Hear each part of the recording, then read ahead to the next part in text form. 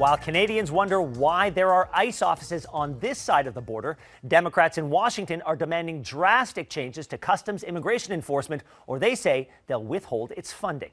The lawmakers want those officers to have stricter rules on warrants and roving patrols, plus have a code of conduct to rein in aggressive enforcement. They're also pushing for officers to wear identification badges. Joining us now is a former ICE director, John Sandweg. Thank you so much for your time, sir. Let's jump right in and start with the changes. You were at ICE when President Obama was in office, and there were so many illegal immigrants deported that he was coined the Deporter in chief. Now, numbers don't always tell the whole story. So talk to me about the differences that you see between then and now, both in the field and in the White House. Yeah, there's so many. There really are major differences, and I appreciate and understand that during the Obama administration, the administration, myself included, got a lot of criticism for the pace of deportations. But we saw a completely different tactics being utilized by ICE, and I think the best way to think of this is two questions. Who are you targeting, and how are you going about getting those individuals? During the Obama administration, the who was very simple. Individuals who either A, recently crossed the border. I mean, people caught right as they crossed that U.S. border, they'd be taken into custody, returned to their home country. And then inside the United States, individuals who had a clear threat to public safety or national security were the primary focus. And so as ICE conducted these operations, what you would see would be a very targeted approach, where before the agents left the office, they knew exactly who they wanted to get. And quite frankly, Ben, most of the apprehensions occurred of individuals who were already in a prison or a jail, where the ICE agents were just picking them up here. Under the Trump administration, we've seen a reversal of both of these tactics. One is the who is everyone. If you are an immigrant, an undocumented immigrant, if there's any basis to try to deport you from the United States, you are going to be a target of this administration's mass deportation effort. And then the second is the how. The how is really what has caused a lot of the more recent troubles, especially in Minneapolis. The administration has put ICE under tremendous pressure, saying we want to see 3,000 arrests a day.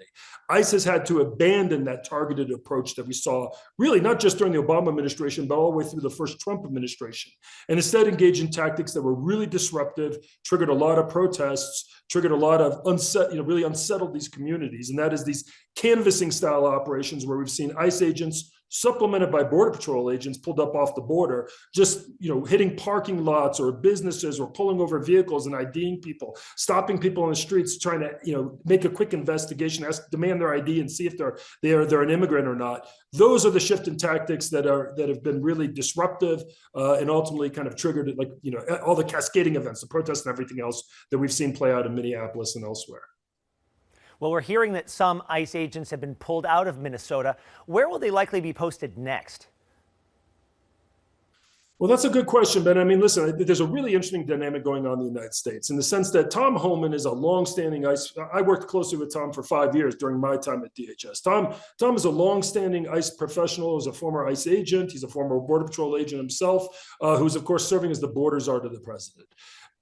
Since Tom was deployed, after the shooting and death of Mr. Preddy and Renee Good, the president finally, pulled back Greg Bavino, the Border Patrol chief who was running things in Minneapolis, and put Tom Homan there.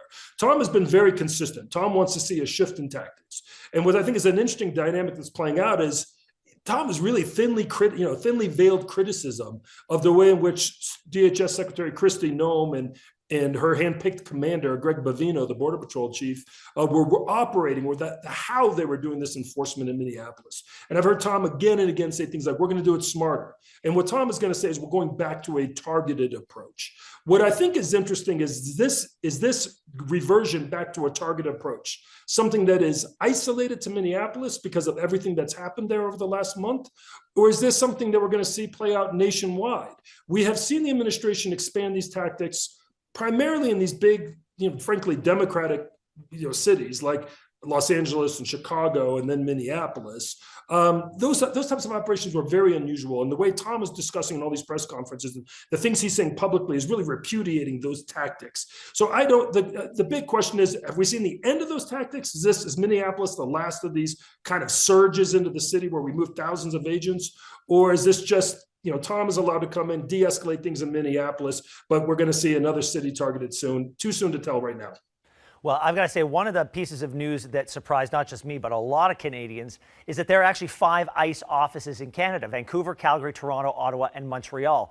What's the purpose of them? And was there an ICE presence in Canada while you were at the department? Yeah, there was. And Ben, you have to understand something, and this is one of the real, I think, tragedies of what's happening in America right now, is that ICE stands for something. ICE is a lot bigger than just immigration enforcement. ICE is also the second largest federal criminal investigative agency, who traditionally, they have 7,000 special agents scattered across the world, throughout the United States, but also at posts in countries all over Europe, Asia, Canada, Mexico, who are focused on cross-border crimes and work collaboratively with their Canadian counterparts on cross-border criminal groups that are smuggling goods into Canada or out of Canada, working on information sharing, working on better collaboration and partnership. But unfortunately, when the Trump administration has done these incredibly aggressive immigration tactics, right, they're unable to, ICE just kind of becomes this synonym for the Trump administration's, war on immigrants, right, in a way that makes it really hard for state and local police or our federal counterparts or international counterparts, to cooperate with ICE, because people think, wait a minute, by having ICE agents here, are we helping the Trump administration do this mass deportation? And Ben, very quickly, you saw this blowback in the Winter Olympics. The ICE actually had a team that was embedded with the security team, the Italian security team for the Winter Olympics this year in Milan. And there was an incredible kind of pushback on this idea. But I think people need to understand that those agents are criminal special agents who are working on cross-border crimes, sharing information about smuggling organizations that are operating in Canada and operating in the United States. They traditionally are not focused on the immigration enforcement, and certainly not the things we've seen play out on the news in places like Minneapolis or Los Angeles. John Sandweg, great information. Thank you so much for joining us. My pleasure. Thank you for having me. And when it comes to protests against ICE, musicians like Bruce Springsteen have stepped up to the mic. Came to Minneapolis to enforce the law, or so their story goes. And singers like Justin Bieber, Billie Eilish, and Joni Mitchell have stepped out wearing ICE out buttons. This Super Bowl Sunday, musical artists are expected to rebel as well. Joining us to talk about the link between artists and politics is Canadian country singer Paul Brandt, who has backed an initiative called Not in My City, meant to teach people about how to help stop human trafficking. Thank you so much for joining us. Thanks so much for having me today. It's great to talk with you. Paul, you've said publicly that you do not want to weigh in on Alberta separatism. I got to ask, is that still the case? Yeah, the social media post that I had online referenced a lyric from a song that I've been performing across Canada for years, since 2004. And it was at a time when everyone was moving towards Canada in a spirit of independence and entrepreneurship.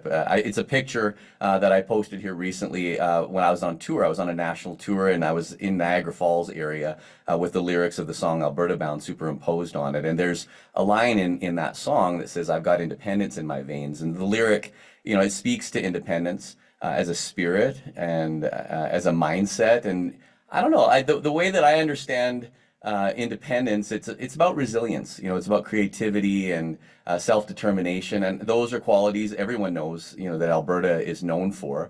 So I guess for me, I was on tour here recently. I was thinking about this and crossed from Newfoundland all the way to Vancouver and played that song every night.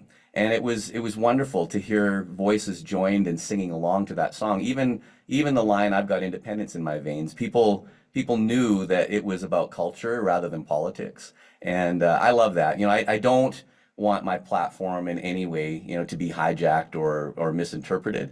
The only thing I like to use my platform for is in my work to protect children and all Canadians from sexual exploitation and human trafficking. And so beyond that, I'm not really interested in weighing in on the realities of, the separatist movement in Alberta. I think that I'll let that stand. You've put your name on the anti-human trafficking initiative called Not in My City. Tell me why that cause is important to you. Well, for me and for my wife, Liz, human trafficking and that issue made a big dent about 20 years ago. We had been traveling internationally with a humanitarian organization and saw a group that was working on behalf of child trafficking victims. And it was very traumatic. It was difficult even for us to see, let alone for what these children were experiencing. And since then have had the opportunity to meet children and people here in Canada experiencing the same things. Trafficking looks different in different places around the world. But what I saw and what my wife experienced on that trip made us realize that this was going to be a part of our lives forever. And so we started an organization called Not in My City. You'll see the yellow rose that I'm wearing on my pin in airports across the country. And we really want to push people towards our e-learning program on Not in My City's website. If you go to notinmycity.ca, you can join the over 22,000 Canadians that have already taken our training. And we are hearing incredible stories coming back. And I'm talking to people about how the training made the difference in their ability to identify a trafficking victim and to know what to do. We want to root it in hope. And it's something that was difficult for us and is difficult and remains difficult for many victims across this country. We can turn it into hope and do something about it to prevent this from happening in the first place. Artists have been well known throughout history for making political statements or standing behind or against politicians. You know, it can go from Bob Dylan standing against the Vietnam War to Springsteen's recent anti-ICE song. As a musician, why do you think that is? Well, I get goosebumps just thinking about, you know, having being on here talking about those two artists that you mentioned. I think that, you know, artists are people, right? And we want to be understood and we want to be heard. And when artists are elevated and given a platform, it comes with expectations and responsibility. Art's powerful. It's always reflected the world that we live in, and I think sometimes is aspirational. It looks towards a new place or a better place, and it challenges power. It challenges comfort. It questions belief systems. And, you know, one of the things I love the most about it is that it just connects hearts and minds and it can simply entertain. I think that it lives in a space of nuance. And you can be going back and forth between reality and fantasy or emotional and spiritual issues. And some people choose to make political statements with their art, or others want to focus on social causes. Faith, charitable work. I mean, for me, it's charitable work, and that's something that I really love my platform to be used for. So, you know, I guess the way that I've navigated it, you know, is to try to be reasonable and balanced in the art that I create, understanding that not everyone's going to agree or be moved by my work. But, you know, beauty's in the eye of the beholder, after all, and I think that that's what's wonderful about it. Now, Paul, it is Super Bowl Sunday, and there are lots of expectations of what the musicians might do or say. Green Day is opening, and they are notoriously anti-Trump. And the halftime artist Bad Bunny has sounded off against President Trump's immigration policy. What do you expect on stage? Well, probably more of the same. I think that free artistic expression is a healthy indicator of a democratic society. And even when it creates disagreement, I think artists should be free and feel free to use their platform in the way that they believe is most meaningful. And again, for me, you know, I've chosen to be a billboard and use my platform to address the issue of child sexual exploitation and human trafficking. And you know, the reason for me is that it's because it transcends politics. It affects, you know, real everyday people. I think we can all agree that no child or person should be a victim of force, fraud, and coercion. Trafficking is often misunderstood. Like I said before, it's hidden. It's also an abuse of trust. People often think chains when they think trafficking, but they should be thinking trust in a lot of ways. And so, you know, to your question, for me, art, it has the capacity to build empathy and to build trust. And it actually can be used to directly counter the conditions that allow human trafficking and exploitation to exist. Another point that I would make, you know, connected to my work would be that with Super Bowl Sunday, we have to keep in mind that any large-scale event, we have FIFA coming, you know, this year as well, can increase the risk of human trafficking. And that's not to demonize these events. Our work is actually positioned to help large organizations to make sure that that demand that's created, the anonymity that's there, the opportunity for exploitation is all addressed. And when we work together, you know, as a community, we actually can do something about this. So I'll be sitting there watching alongside everyone else, looking forward on Super Bowl Sunday. Well, Paul Brandt, thank you for your work on this initiative, and thank you very much for your time. Thank you so much.